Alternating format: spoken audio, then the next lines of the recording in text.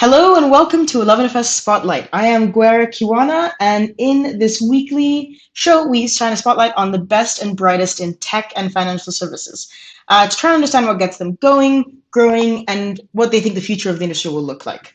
On today's Spotlight, I'm delighted to be joined by Margot and Alexia de Broglie, the founders of Juno. Really excited for this interview. Thank you so much for coming along. So how are you doing today, Margot? Yeah, I'm doing great. So happy to be here. Thank you for having us. Really excited to have you. Alexia, how about you? Same. I'm very excited for the conversation. So looking forward to it. Awesome. So in today's episode, we're going to talk about Margot and Alexia's careers, all things financial literacy, and why female-led and female-backed initiatives are so important. So let's start off. If you can, both of you, could just give me a 1-minute elevator pitch of Juno. What is Juno? Who is Juno? Absolutely. So we are building Juno, which is the first financial education platform built by women for women. So you can think of it like the Duolingo of money, teaching you everything you were never taught about money. So things like how to invest in the stock market, how to buy your first property, how to get out of student debt, or even how to invest in crypto. Crypto is very hot right now, so that's really cool. So how did you come up with the idea for Juno, and can you tell us a story about how Juno came into being? Yeah, absolutely. I'll start and you can chip in. So Alexia and I are sisters. And during the pandemic, we both realized that investing was becoming such a hot topic. A lot of our friends were speaking about it. There was the whole GameStop thing. But we realized that the conversations that we were having with our male and female friends were very different. A lot of the guys were stock picking, quite cocky about their investments, very much on trend with the newest crypto. Whereas a lot of our female friends actually had more savings, but felt very much scared to invest and take that first step into investing. And I think that's where the passion for Juno was born, because especially Alexia has a strong financial background, and realizing that there was such a strong barrier that was actually inhibiting women to participate in those same opportunities.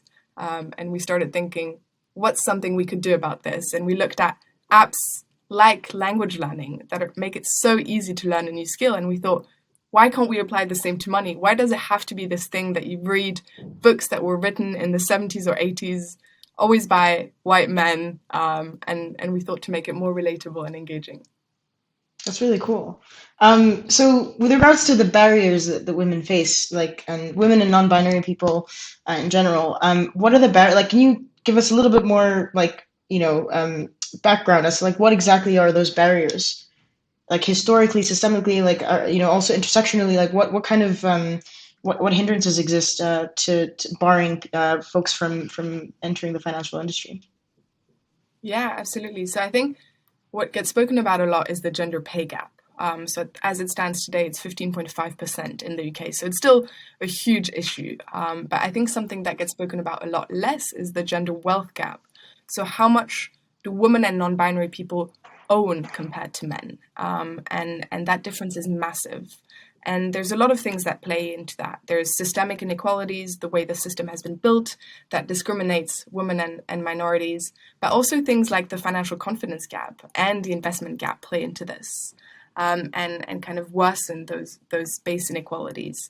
So there's a lot of different moving pieces that feed into that gap. Yeah. So I see I understand the gaps, and I see that the end goal really, correct me if I'm wrong, is financial inclusion. Is that correct? Yeah, absolutely. Mm-hmm. So yeah, and with financial inclusion, this is my opinion, but I feel like the two things that will lead to financial inclusion really for all is financial education and then financial advice. Can you tell me the difference between financial education and financial advice? And also, does Juno have plans to branch into formal financial advisory at all? Mm-hmm. So what we are seeing at the moment is that financial advice is one step ahead of financial education, really. It's when you're paying really thousands to go see a financial advisor and they can advise you exactly on where to invest your money. Juno at the moment is only financial education, but we think that it is more important to arm the individual with their own knowledge to be able to take their own decisions rather than giving them the advice and telling them exactly what to do. Because in the second position, they would have to go back to see a financial advisor whenever their financial situation changes. So if they're going through divorce, for example, and everything needs to be reassessed, if they don't have the financial education themselves to take their own decisions, they will always be depending on that other person of power. And so we really see financial education as the sort of gateway to making sure that people are participating in all the wealth building opportunities that are offered to them out there. I like that you touched on power and the inequality that exists and the power imbalance. Can you tell how do we go about shifting that power balance to be more equitable? I mean, I think there's one of the big issues that we see at the moment in the financial industry is that it is still a very male-dominated industry. And even when it comes to fintech, which has been meant to revolutionize the financial industry, we still see that it's mainly men working in that sector. And that means that the products and the whole industry isn't necessarily building products that fit the needs of women. And I think an analogy that I like to put in here is really seeing how many aspects of our society have been built on the foundation of the male norm. I was reading a book called Invisible Woman, and they were looking at everything from the healthcare industry to airbags to the temperature in offices. All of that has been built looking at data for men. And I think the same applies to the financial industry. So it's not that it was purposefully done to leave out women, but it's just that change, that bias still is very dominant. And I think as long as the industry is still very much dominated by men and men are building the financial products, that bias isn't going to close. That's really great.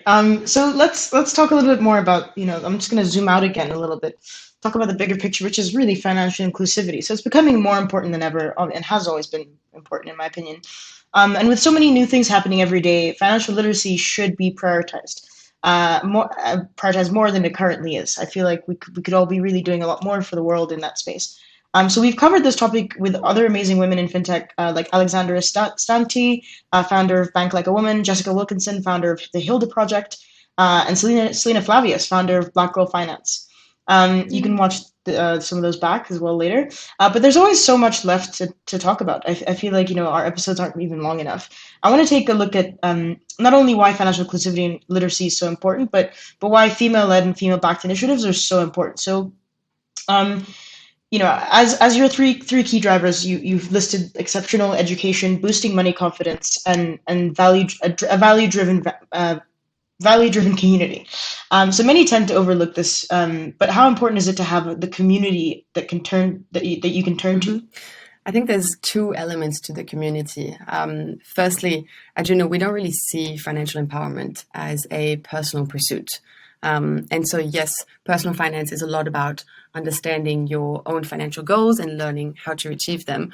But it really shouldn't be up to the individual woman to undertake this journey.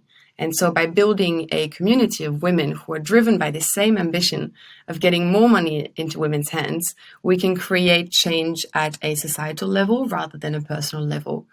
And I think the second aspect when it comes to community is the fact that in the end, we all face very similar financial challenges in our life. And so by having your own community to tap into when you face a tricky situation, for example, breaking up with a partner and having to reassess all of your financial situation, you have access to a wealth of knowledge and a wealth of lived experiences. I think I like to compare it to the example of a fitness journey, for example, and how widely it is accepted that when you go on a fitness journey, you will be more motivated by having a gym buddy. And I think for finance and the financial literacy and confidence journey, it's also nice to have someone there to hold you accountable, and someone who is there to be able to, just help you out on your journey and support you whenever you're feeling like you're letting it go a little bit. And I think I'd add on top of that money is still such a big taboo nowadays, especially in the UK. It's a topic that people don't like speaking about. And I think by creating a space, you'd never kind of post on Instagram your latest debt problems or speak about those topics openly. And by creating a safe space where those topics can actually be addressed and it's safe to address them, we're already doing so much of the work, because we can share, how much do you earn, how much do you save, how much you spend on your coffee each month. Those are things that we don't know. And having that information available can already be life-changing and be a huge step. That's interesting that you mentioned that. Like the community, I think it's great that there's a safe space for people to have those discussions. But do you think those discussions will eventually trickle into the mainstream and we'll get to a place where, salaries are transparent, mortgages and interest rates that different people get different interest rates, like that will be transparent as well? Like how far do you think we are from that? Yeah, I definitely think it's moving in that direction. And we're already seeing it now, I think, with younger people, with Gen Zers. It's the topic of money is one that is trending immensely on TikTok. It's one that they're really wanting to take and make their own. And I think in the last few years, we've seen kind of a lot of the taboos that existed around menstruation, around female pleasure. All of these have started trickling into the mainstream because we've acknowledged that they're really, they're a part of life. And I think the same will happen with money, where we actually start being transparent about those topics. And I can't wait for that day. I was going to say, we've actually seen, after we've been running some of our courses very early on the journey, on the Juno journey, we had a fair few people letting us know that they're now talking about money with their friends and at the dinner table with their parents. And I think it's sort of by starting those grassroots conversations that we can probably start having societal change as well. I absolutely agree. So let's go back to your mission again, to close the gender money pay gap and provide exceptional financial education to all those who identify as women.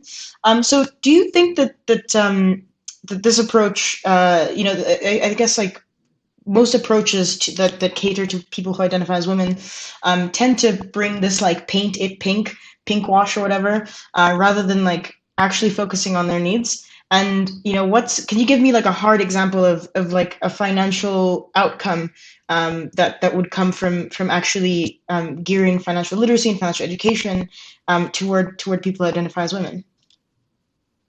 Yes, absolutely. I think what you're saying is exactly right. Everyone identifies there to be a market opportunity because women and non-binary people don't tend to participate in use those same products as much. So it's like a part of the market that everyone's been trying to capture and just putting pink branding on it and saying that it's for women and trying to target that market.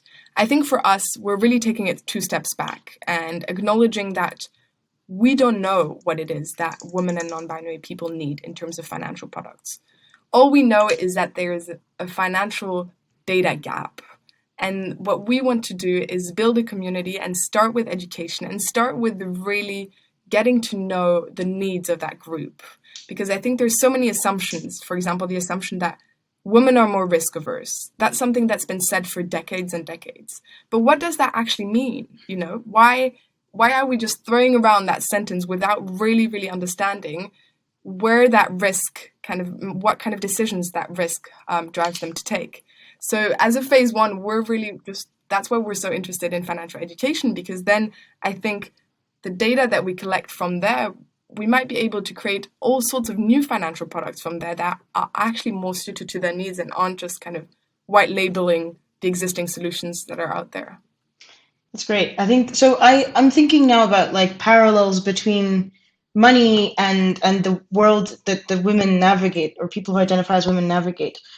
So like the things that we do and experience that like a cis man, for example, may not ever even think about. So for example, I was having a conversation with friends just the other day about how when we're in an Uber late at night, we'll share our location with someone, or just be on the phone the whole time.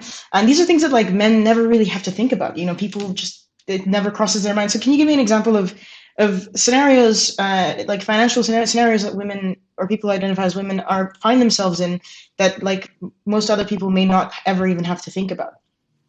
Yeah, absolutely. I mean, there's so many. There's the topic of negotiating a raise is a huge one, where it's still not really accepted for women to be assertive and to really say what they want to earn. And we've seen that often women have been kind of, at the end of the day, their pay has gone down, or they've been disadvantaged for trying to negotiate a raise. Right. Then there's everything from like the hidden cost of being a woman. So you say, sharing a location, but also just the cost of security and how much that costs us each month to take an Uber every time it's dark outside, and you can't take public transport anymore because you don't feel safe on public transport.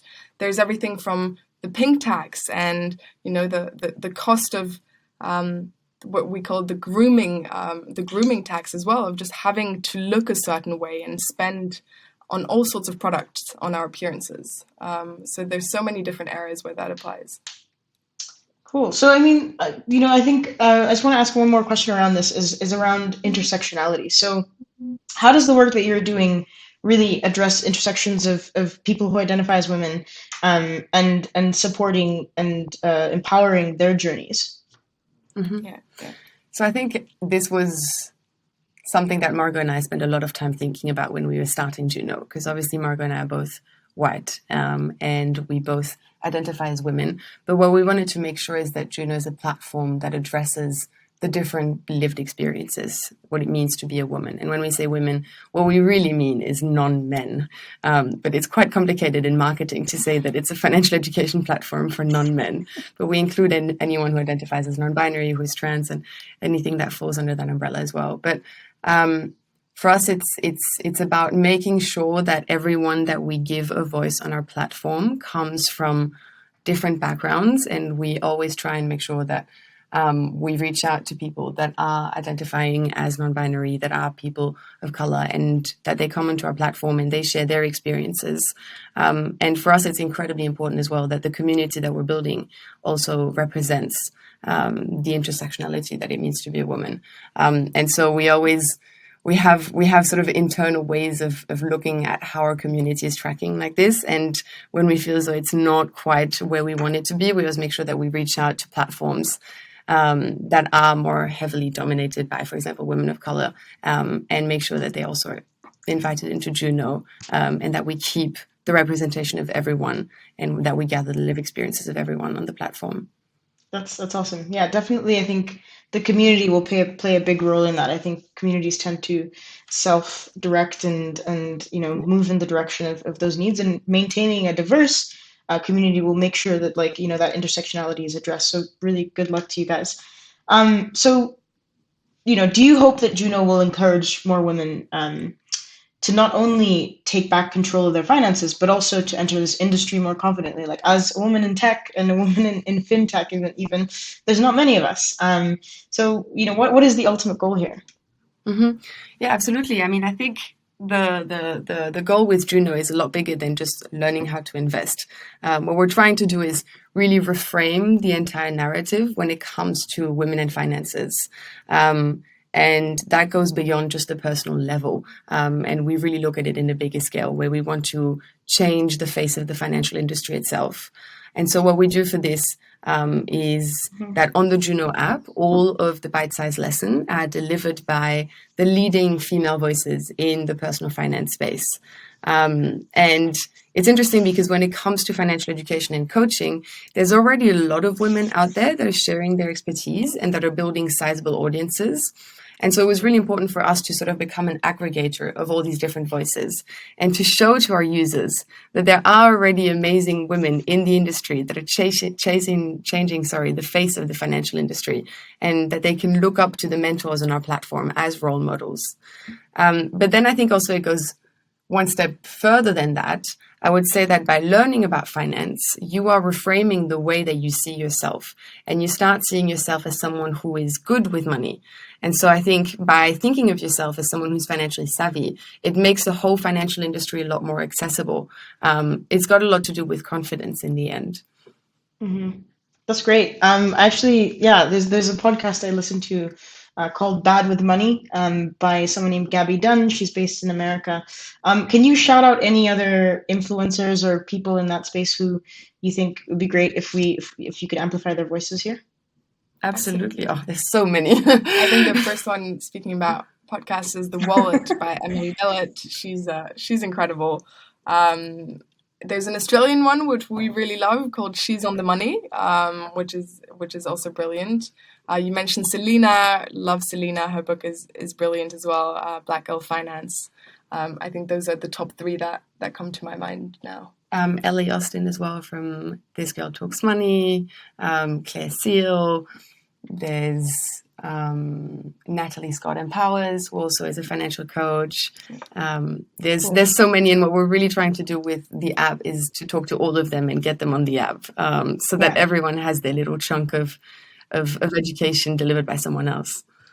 That's great. I'm also curious. So a lot of the names you've mentioned, I know some of them and I've heard of some of them, but they tend to skew younger or like more millennial. What's the difference between? I mean, like the first one I can think of is like someone like Suze Orman, maybe like old school. Like like people who are around for a little bit longer, like financial influencers, if you will. What's the difference between like people who are doing financial like education 20 years ago versus now? Like, what's the difference between, for women at least? I think the conversation has changed, where it used to be a lot for women around saving and about sacrificing a certain lifestyle if you wanted to reach your financial goals. So it was about not buying the latte every day, not buying the avocado toast if you ever want to buy a house, not buying the expensive shoes. And I think what we're seeing now with the new voices and the financial influencers is really a change in that narrative. It's how can you create lasting financial habits that will set you up for financial success and aren't the narrative of frugality and having to save every penny. So it's also much more about building wealth rather than saving every penny. And I think that resonates a lot more with younger women, because no one really wants to have a 50 categories Excel budget and never go into a restaurant ever again. So I think that makes it more sexy for us as well. Yeah, that's great. That's really cool. I actually never thought about that difference. Definitely, like in the past, it's been more restrictive and more like, hold your money, whereas now it's like a little bit more like live your best life, but also figure out other ways to participate in the financial economy. So that's really cool. So as we're coming to the end of the show, I really want to finish off by asking you guys one question that I think a lot of our viewers will find quite useful. So you both mentioned you started Juno like during the pandemic. It's been an interesting like year and a half, so long. So really, what advice would you give to your younger self about money, about like starting a business, about life, whatever? What advice would you give to your younger self? It's funny because we often actually get this question, and I always have to laugh a little bit because we're both still in our early 20s. So it still feels like we are our younger selves. So I suppose my advice to other people who are also still their younger selves is to take all the risks now. For me personally, I had to turn down a position in a really good consulting firm to be able to start Juno. And it felt like the biggest risk that I was going to take in my life. But it's at my age, I don't have a mortgage yet. I don't have children. And if everything else fails and I end up with absolutely nothing in my bank account, well, these are the best years for this to happen. It's never going to get easier than now because the opportunity cost is always going to get bigger. So start young. That's great. In other words, YOLO, maybe.